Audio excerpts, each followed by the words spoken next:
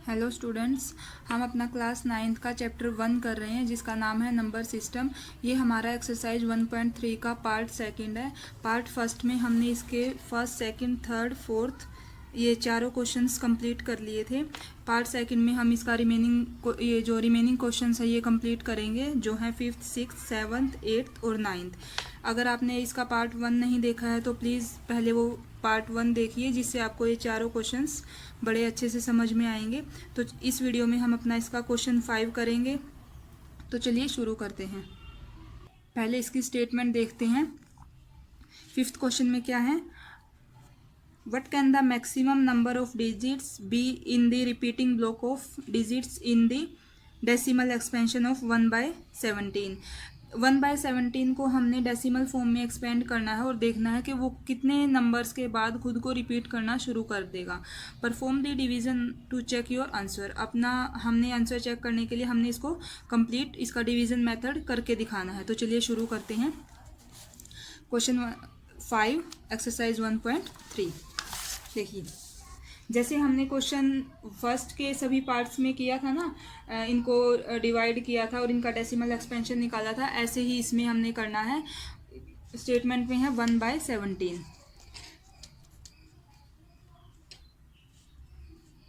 ठीक है, इसको हमने सिंपली डिवाइड करना है।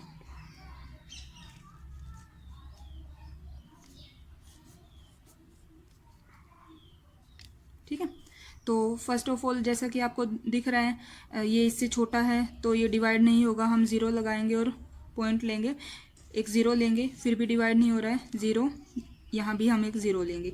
ठीक है, तो अब ये किस पे जाएगा? 17 5 85, 5 एंड 1, फिर एक ज़ीरो लेंगे, फिर किस पे जाएगा? ये 17 8 136। ओके, सब्ट्रैक्ट करेंगे इनको, 4 1 0, फिर से हम किससे मल्टीप्लाई करेंगे? 8 17 8 136। ओके, अब इससे कितना रिमाइंडर बचेगा? 4। ओके, 0 17 2 34।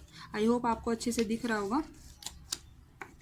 ओके, 34। अब इसको सब्ट्रैक्ट करेंगे, रिमाइंडर बचा हमारे पास 6 और एक ज़ीरो लेंगे। 17 3 51, रिमाइंडर कितना बचेगा? 9 0। 17 5 85, सब्ट्रैक्ट करेंगे 5, एक ज़ीरो लेंगे। 17 2 34, सब्ट्रैक्ट करेंगे 6 1 ज़ीरो लेंगे।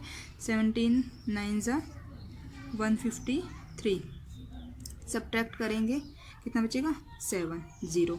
17 4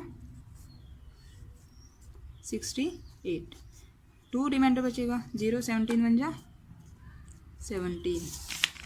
ये देखिए, ये लंबा हो गया, मैं इसको यहाँ करके दिखा देती हूँ ताकि आप इसको अच्छे से देख पाएँ। यहाँ हमारे पास आया है, देखिए 20 और हम 17 1 17। ओके, रिमाइंडर बचा हमारे पास 3, फिर से ज़ीरो लेंगे। 17 1 17। जब तक इसको डिवाइड करना है तब तक ये दोबारा से अपने आप को रिपीट ना करने लग जाए। ठीक है, तो इसको हम ऐसे ही डिवाइड करते रहेंगे जब तक ये दोबारा रिपीट होना शुरू नहीं हो जाएगा। ओके, तो अब इसको जब हम डिवाइड सब्ट्रैक्ट करेंगे तो क्या आएगा? 3 एंड 1, फिर ज़ीरो लेंगे। 17 7 119, इसको सब्ट्रैक्ट करेंगे 1 और यहाँ 1। ठीक है, उसके बाद ज़ीरो लेंगे। 17 6 102। ओके, फिर से इसको सब्ट्रैक्ट करेंगे 8 0। 17 4 68। ठीक है, फिर इसको सब्ट्रैक्ट करेंगे, फिर ज़ीरो लेंगे। 17 7 119। ओके, 1 1। अब देखो 1/17 को जब हमने डेसिमल फॉर्म में एक्सपेंड किया तो हमारे पास ये अब इतना डिवाइड करने के बाद यहाँ 1 आ गया। 1 से ही हमने शुरू किया था। इसका मतलब क्या है? जब हम इसको 1 से ही शुरू किया था और दोबारा फिर से 1 आ गया है, तो अब अगर इसको आगे डिवाइड करेंगे तो यही सब आएगा, यही अपने आप को रिपीट करेगा और क्वेश्चन ऐसे ही चलता जाएगा। तो हम क्या लिख सकते हैं इसको? यहाँ लिख के बताती हूँ इसको, यानी कि 1/17 की जो हम डेसिमल एक्सपेंशन है वो हम क्या लिखेंगे, 0.0588235294117647 बार। यानी इतना सब लिखने के बाद फिर ये दोबारा से अपने आप को रिपीट करना शुरू कर देगा। तो इसकी जो 1/17 की डेसिमल एक्सपेंशन क्या है ये, और यही आपका आंसर हो जाएगा। अब इसका करते हैं क्वेश्चन नंबर 6। इसकी 6 की स्टेटमेंट देखते हैं क्या है 6 में। Look at several examples of rational numbers in the form p by q, q not equal to 0, where p and q are integers with no common factors other than 1 and having terminating decimal representations expansions. Can you guess what property q must satisfy? आपको कुछ ऐसा example लिखना है जो कि p bye Q की form में होगा। p और q दो इंटीजर्स होंगे, कोई भी इंटीजर्स होंगे, लेकिन जो उनका विद नो, ये देखो, ये ध्यान देने की बात है, with no common factors other than 1 के अलावा उनका कोई भी कॉमन फैक्टर नहीं होना चाहिए। And having terminating decimal representation, और उनकी जो डेसिमल रिप्रेजेंटेशन है वो भी कैसी होनी चाहिए, टर्मिनेटिंग नॉन टर्मिनेटिंग। मैंने आपको एक्सरसाइज शुरू करने से पहले बताया था। अगर आपने वो पिछली वीडियो नहीं देखी है तो प्लीज़ एक बार जाके वो पिछली वीडियो ज़रूर देखिए, जिसमें आपको टर्मिनेटिंग और नॉन टर्मिनेटिंग के बारे में अच्छे से समझ में आएगा। तो चलिए शुरू करते हैं। इसमें क्या करना है आपको क्वेश्चन 6 में, देखो हमने क्या करना है, p बाई क्यू की फॉर्म लिखनी है जहाँ क्यू नॉट इक्वल टू होता है 0। ओके, ये तो हमें पता ही है। p बाई क्यू में ये जो भी नंबर होता है वो हमारा रेशनल कब होता है, जब क्यू नॉट इक्वल टू 0 होगा, और p और q क्या होते हैं, इंटीजर्स। लेकिन क्वेश्चन में क्या बोला है कि ऐसे इंटीजर्स होने चाहिए जिनमें 1 के अलावा कोई भी कॉमन फैक्टर नहीं होना चाहिए, यानी कि दोनों का जो कॉमन फैक्टर होगा वो सिर्फ 1 ही होना चाहिए। और टर्मिनेटिंग डेसिमल रिप्रेजेंटेशन होनी चाहिए। कैसी इनकी, जब हम इसको डेसिमल एक्सपेंशन लिखेंगे, यानी कि हम जो भी एग्जांपल देंगे यहाँ उसका जब हम डेसिमल एक्सपेंशन लिखेंगे वो किस फॉर्म में होना चाहिए, हमारा टर्मिनेटिंग फॉर्म में होना चाहिए। ठीक है, तो आप देखिए जो ये क्वेश्चंस में जो भी बोला गया है वो सब कंडीशंस पूरी कब होंगी, क्वेश्चंस में जितनी भी कंडीशन है वो उन सबको क्यू कब सेटिस्फाई करेगा, जब हमारा, देखिए p की जगह तो कुछ भी नंबर ले सकते हैं हम, लेकिन क्यू की जगह या तो हम 2 लें, ठीक है, या फिर जैसे 2 की पावर में कितने भी ले सकते हैं हम, 1 बार लें, 2 बार लें, 3 बार लें। ठीक है, मेरा कहने का मतलब ये है, या तो यहाँ पर हम सिर्फ 2 लें, या हम यहाँ पर 5 लें। ओके, 5 या 5 को कितनी भी बार ले सकते हैं, या फिर बोथ लें, 2 भी और 5 भी। ठीक है, तभी जो भी क्वेश्चंस में कंडीशन बोली गई है, यानी कि दोनों का जो कॉमन फैक्टर है वो होना चाहिए अदर देन 1 के अलावा नहीं होना चाहिए। ठीक है, no common factor other than 1 के अलावा कोई भी कॉमन फैक्टर नहीं होना चाहिए। और जब हम इसकी डेसिमल एक्सपेंशन लिखेंगे तो वो रिजल्ट जो आएगा वो हमारा टर्मिनेटिंग आना चाहिए। तो हम इसको लिखेंगे कैसे, देखिए इसको हम लिखेंगे कि जो क्यू है, क्यू हैज़ ओनली, या तो पावर्स ऑफ 2 हो, यानी कि 2 की कितनी भी पावर, 2 को हम कितने टाइम भी लें, या और पावर्स ऑफ 5 हो, और बोथ, जो कि क्या है 5 या 2। ठीक है, दोनों में से। देखिए यहाँ हमने जैसे लिखी 5 की 2 पावर, यहाँ हमने लिखी है 2 की 3, कुछ ये n, कुछ कितनी भी पावर हो, मतलब जनरल वे में 2 की n, 2 की कितनी भी पावर लिख सकते हैं, 5 की पावर्स ले सकते हैं, या फिर बोथ ले सकते हैं। ठीक है, तभी जो अगर ऐसा होगा तभी क्वेश्चन में जो कंडीशन दी गई है वो पूरी होगी। अब हम करते हैं इसका 7th क्वेश्चन। सबसे पहले इसकी स्टेटमेंट देखते हैं 7th क्वेश्चन में क्या पूछा गया है। देखिए, write 3 numbers whose decimal expansions are non terminating non recurring। ठीक है, आपको ऐसे 3 नंबर्स लिखने हैं जिनके जब डेसिमल एक्सपेंशन करेंगे तो वो क्या आएंगे, जिनकी डेसिमल एक्सपेंशन जो हमारी नॉन टर्मिनेटिंग नॉन रिक्यूरिंग होती है। तो चलिए इसको शुरू करते हैं 7th क्वेश्चन में। 7th क्वेश्चन में non terminating non recurring number पूछा है। ठीक है, तो ये 3 टाइप के नंबर्स होते हैं, एक बार वो देखते हैं कौन कौन से हैं दोबारा से। फर्स्ट होता है टर्मिनेटिंग, एक होता है नॉन टर्मिनेटिंग रिपीटिंग,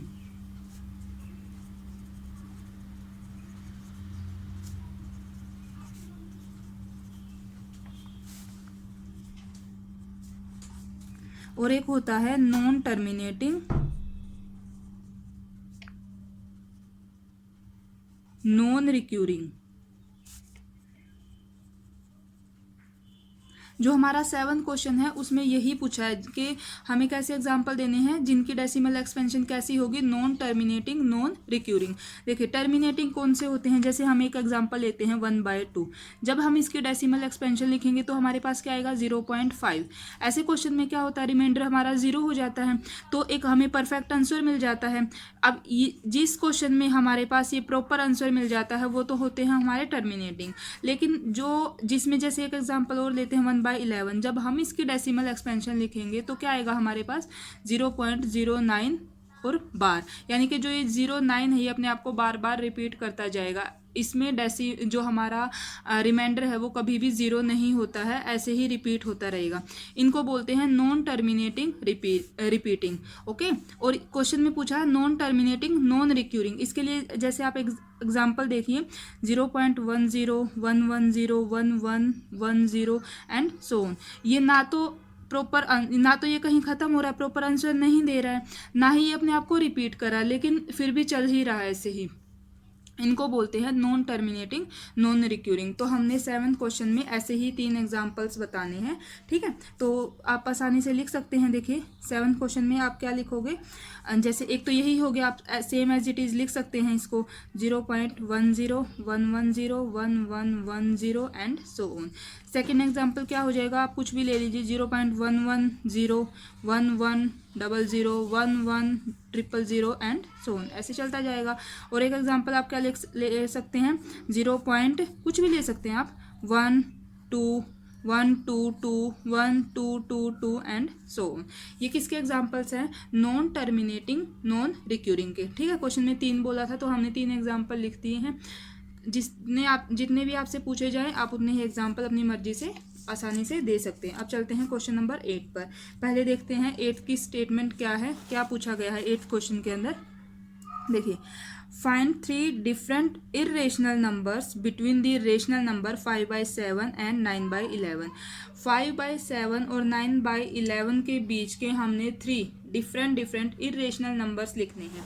ठीक है, तो अभी करते हैं क्वेश्चन नंबर 8। देखिए, जो ये ऐसे ये नंबर्स लिखे हैं ना हमने, ये भी इरेशनल ही होते हैं। ठीक है, आपको ये चीज़ ध्यान रखनी है। और अभी क्वेश्चन में हमने 5/7 और 9/11 के बीच के 3 इरेशनल नंबर्स लिखने हैं। ठीक है,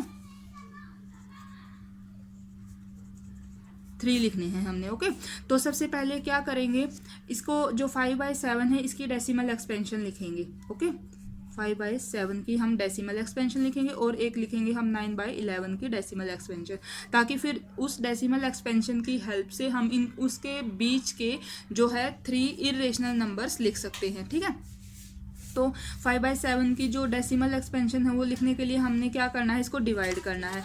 सिंपली जैसे हम इसको डिवाइड करते हैं, मैंने आपको बार बार बताया है इसको डिवाइड करने के लिए कैसे करते हैं। इसको हमने सिंपल वे में जो है 7 एंड 5 इसको आप डिवाइड करेंगे और लिखेंगे। मैं यहाँ लिख देती हूँ, आप इसको करके देखेंगे। ठीक है, दोनों को करेंगे और फिर आप उनको यहाँ लिखेंगे, उनकी डेसिमल एक्सपेंशन। ओके, तो हमारी 5/7 की जो डेसिमल एक्सपेंशन है वो क्या होगी, 0.714285।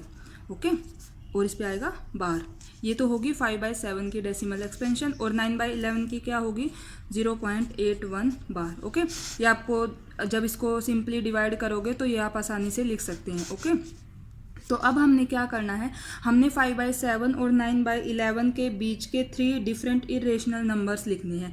ओके, यानी कि हम इनकी हेल्प लेंगे। ये एक टाइप से क्या है, देखिए 0.71। ओके, और ये है 0.81, यानी कि हम ये लिख सकते हैं 0.71। वो आगे भी लिखिए, आपकी मर्जी है। तो 4285 बार, और हमने लिखना है 0.81 बार। इनके बीच के 3 डिफरेंट इरेशनल नंबर्स लिखने हैं।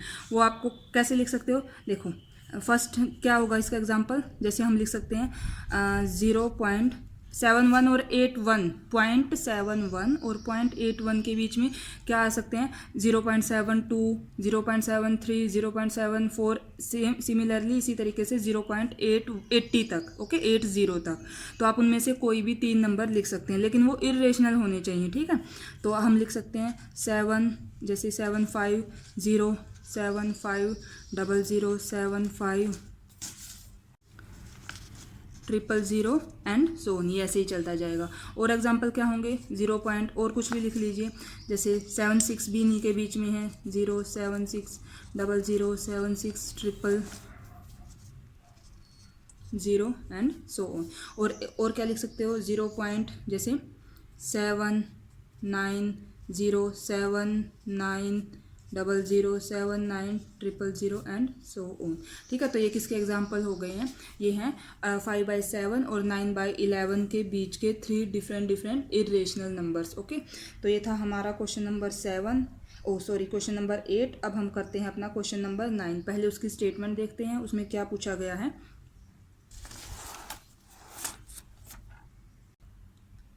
Classify the following numbers as rational और इरेशनल। ये 5 क्वेश्चंस दिए गए हैं, इनमें से हमने ये बताना है कौन सा हमारा रेशनल नंबर है और कौन सा इरेशनल है, ओके। तो चलिए पहले इसका फर्स्ट पार्ट करते हैं, जो है √23।